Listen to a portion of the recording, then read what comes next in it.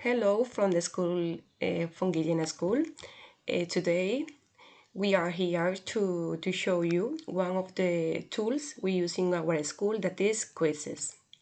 Quizizz is one of the most important learning platforms where you can create free gamified quizzes and interactive lessons. This is the aim screen, and we are going to explain the different options.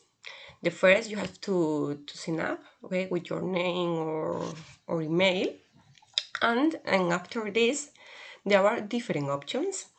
In the left side there are the different tabs. You can create a quizzes, you can explore other quizzes created by other students, by other teachers.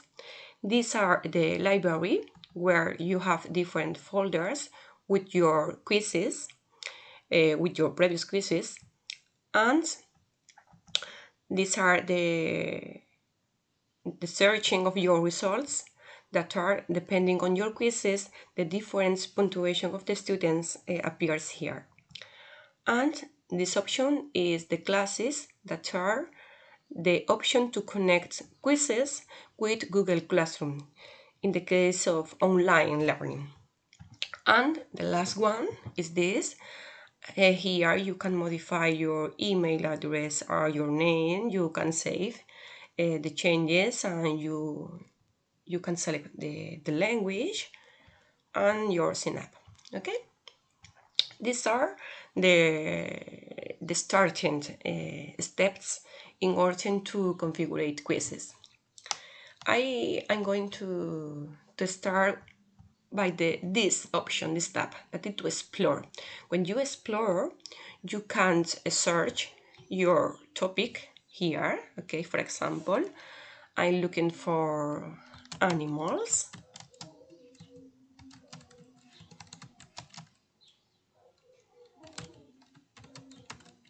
Okay, and here they are all the quizzes according to this topic, and you can, for example, order the data, or order the quizzes according to, for example, your level of your students, considering that in Spanish, well, these are the American classification, and in European classification, elemental is like a primary or secondary school, and higher studies. And also, you can order your quizzes according to the topic, for example, mathematics, English, okay? In this case, viewing all these questionnaires in the left side, you can see the different question of the questionnaire. For example, 10 questions according to the topic of animals. When you are here, you can, for example, if you select this, you can see that there are 10 questions per grades and times of playing. Okay, if you like this, you can save. You save this. The programs ask you if you can select any folder you have previously, or you can create a new collection. For example, I create my collection of animals 2, and I create it, and I finish. And this questionnaire is saved in the library. Okay, following this, you can search all the questionnaires you have. But for example, in this, if I select this, I can assign this questionnaire to the students. If you select this tab, in the case that I like that my students do this questionnaire, you can modify the date to start the quizzes, or even no date, and you assign to the students. There is a code that the students must introduce in order to do the questionnaire. And even if you can't do the questionnaire later, or for example, you can't play in other form, for example, with these options.